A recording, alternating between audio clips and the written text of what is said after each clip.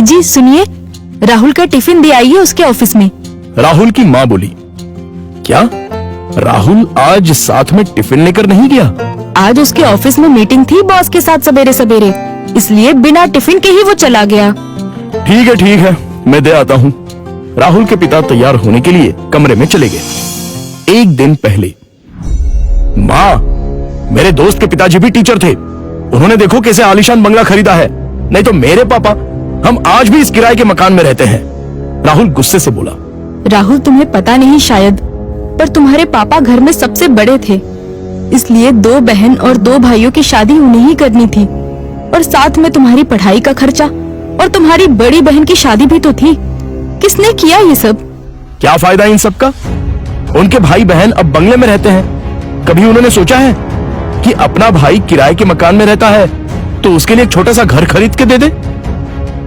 ये सुनकर माँ की आंखों में आंसू आ गए।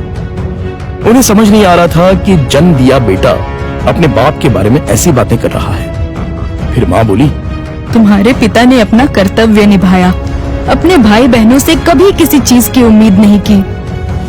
राहुल पागलों जैसा बोल रहा था। अच्छा वो ठीक है, पर पिताजी लड़कों की ट्यूशन लेते थे। उनसे अगर फीस लेते तो आज पिताजी पैसों की गद्दी पर सोते। आजकल के क्लास वाले देखो कैसे इंपोर्टेड गाड़ियों में घूमते हैं। लेकिन तुम्हारे पिता के कुछ उसूल थे, ज्ञान बांटने के, पैसे नहीं लेने के, इसलिए तो उन्हें ढेर सारे पुरस्कार भी मिले।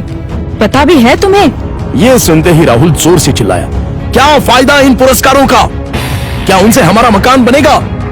पड़े हैं धूल खाते उस कबाड़ खाने में, कोई नहीं पूछता है उनको। तभी दरवाजे की बेल बजती है। पिताजी ने अपनी बातें तो सुन नहीं ली ना। इस डर से राहुल का चेहरा उतर गया, लेकिन पिताजी किसी से बात किए बिना ही अपने कमरे में चले गए। ये था कल का झगड़ा, और आज मोहनलाल ने साइकिल को टिफिन लगाया और कड़ी धूप में राहुल के ऑफिस पहुंच गए। कड़ी धूप होने के कारण वो थक गए थे। ऑफिस पहुंचने पर उनको सिक्योरिटी गार्ड ने रोका। राहुल सर को टिफिन देना था, क्या मैं अंदर जा सकता हूं? मोहनलाल ने पूछा। अभी नहीं दे सकते, वो बॉस के साथ मीटिंग में है। जब मीटिंग खत्म होगी तब दे देना। चलो यहां से हटो, बॉस तुम्हें देखना नहीं चाहिए। अगर बॉस को दिख गए तो मेरी हालत खराब हो जाएगी। चलो जाओ उधर, गार्ड बोला। मोहनलाल कुछ ही दूरी पर धूप में खड़े रहे। मीटिंग 1 घंटे से ऊपर तक चली। उनके पैर में दर्द होने लगा।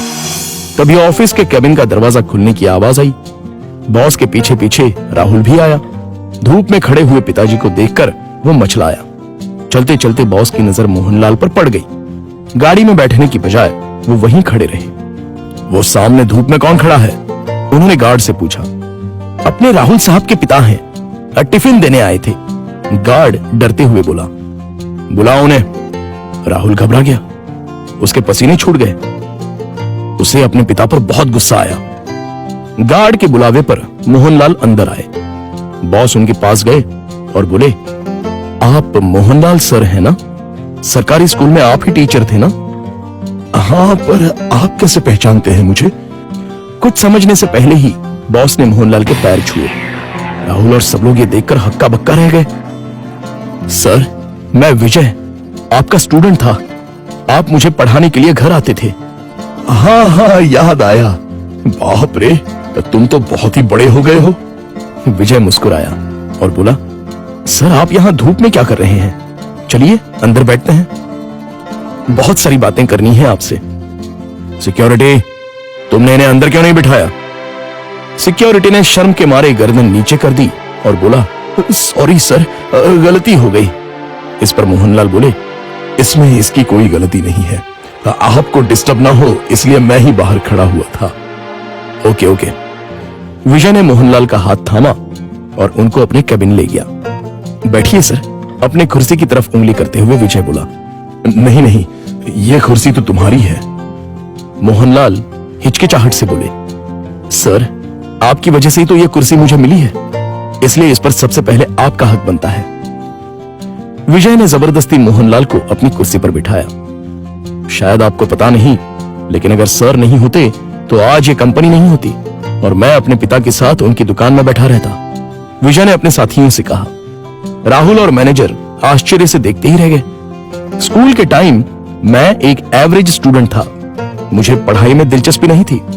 मार्क्स कमा रहे थे, इसलिए मेरी माँ मुझे सर के पास उनके घर ले गई और ट्यूशन लेने के लिए कहा।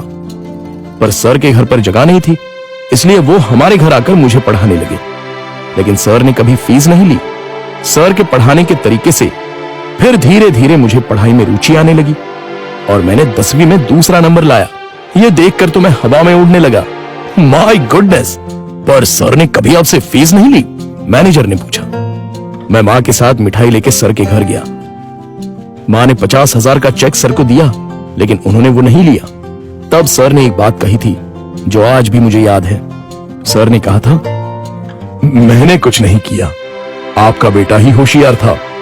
मैंने सिर्फ उसे रास्ता दिखाया है और मैं ज्ञान बेचता नहीं हूं, दान करता हूं।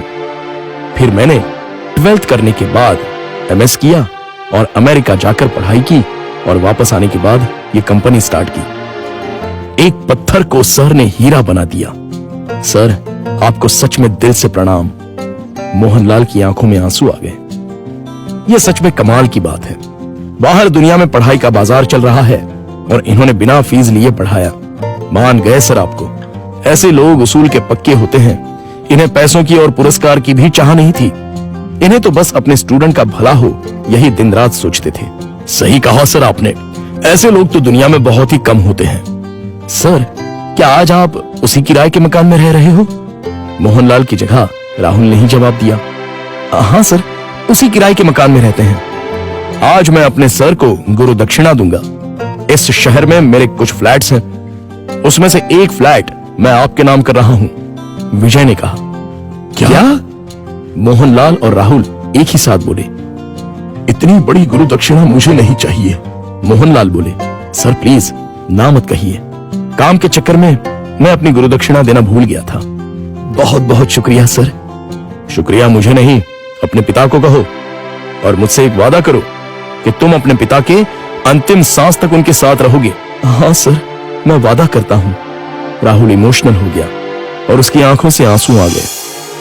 तो दोस्तों, आपसे गुजारिश है कि कभी भी अपने पिता से यह मत पूछिए कि उन्होंने आपके लिए क्या किया और क्या कमाया है। जो कुछ कमाना है वो अपने दम पे कमाओ। उन्होंने हमें जो पढ़ाई और संस्कार दिए हैं वही आपको कमाने में मदद करेंगे। धन्यवाद।